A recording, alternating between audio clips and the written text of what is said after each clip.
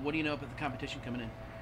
Yeah, I mean, St. Mary's don't know much about. I think we're their first match of the year, but they're usually a very, very good non-BCS school, generally making the tournament every year and very competitive in that conference. And then Florida International and Wichita State is two really good mid-major programs that are perennial. They win their conference every year as well, and Florida International has one of the best players in the country at the top, and that'll be challenging anytime you get someone that's so top heavy as Florida International is. And so we'll have our hands full. I'm just glad we're getting to do it at home. Speaking of getting to do it at home, it's got to add a little bit of pressure for you with getting everything coordinated and getting all that kind of stuff with these teams coming in on top of getting your girls ready to play in a big name tournament. Well, lucky for me, we've got one of the best support staffs in the country. So I'm really just fortunate I get to worry about my team and let Mike Ryan and Sandy Collins and Jessica and everybody else worry about all the logistical stuff. But, I think it's worth it. I mean, getting the opportunity to host the first two rounds of the National Indoors is a great honor for these girls and a great opportunity, really. What's it mean for the program to be able to host the indoors like this? Yeah, I mean, I think it's our third straight year to get to do it, and it's something that you set as a goal for last year's team, because it's really based on what last year's team did. And so it's really this team's opportunity to take advantage of what last year's team was able to accomplish. So it's really our first opportunity to move the needle. It's the first opportunity some of us had to talk to you since the coaches poll came out for you guys, but picked to win the Big 12, obviously coming off of last year's championship. That's got to mean something. You've got the respect of the rest of the league.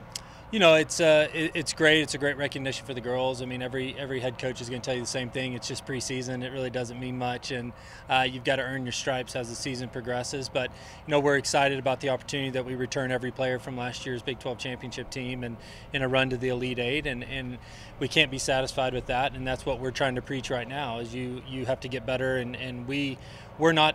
Definitely not the 8th most talented team in the country, so we have to work to get everything we get.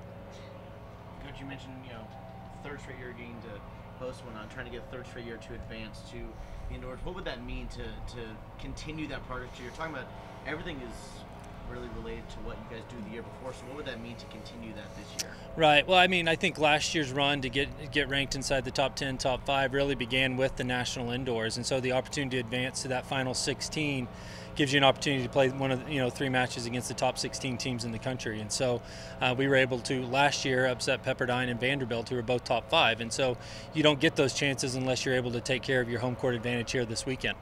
And how does it, you kind of touched on there, how does it set you up for the rest of the year? Yeah, I mean, confidence-wise, obviously is huge. Taking some pressures off with your RPI and with your national ranking, if you can get some of those wins early, takes a lot of pressure off of trying to get into the tournament, which is obviously your first goal, and then to make a run is your second. And so, but more than anything, it's you don't know how good you are until you're able to play the best teams in the country, and you can't do that unless you get a chance to face them. And how does the team look?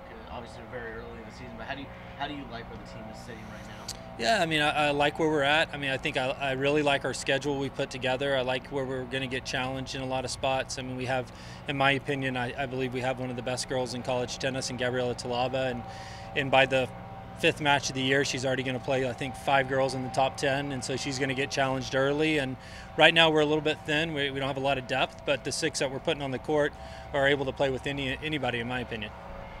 With everyone coming back, I guess, how do you kind of manage to get them that much better? Because obviously, like you said, you broke a lot of milestones last year. Gabriella's coming in. I guess, how do you make them either kind of push themselves a little bit more, kind of make them that much better?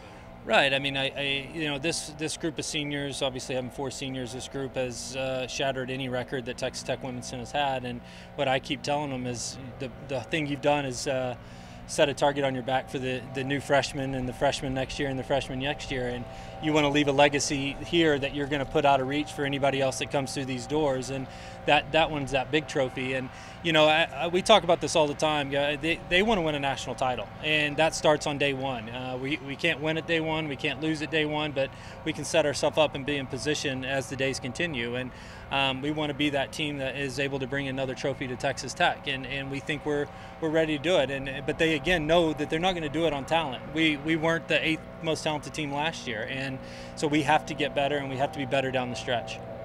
I know you mentioned Gabriella. I guess who's kind of the number 2, and who's kind of set up for you in that terms? And I guess is there a little bit of movement there with the way that, like you said, all the competitive guess, on the challenge? Yeah, I mean, I think it's become even more competitive. Obviously, Felicity Maltby's been playing number 2 this year. She made a big jump in the fall. She's ranked 20 in the country. But I think if you look at Sarah Dvorak, who's probably having her best year now, her senior year, compared to where she was as a freshman, and then our other captain, Sabrina Federici, who's playing 3, who's typically been a 5-6 for us, and she hasn't lost this spring either. And so, we're adding a little more depth, and we're getting a little bit better through the middle of the lineup, and that's where we got to win some matches. Anything else? Thank you. Thanks, Coach. Thanks, guys.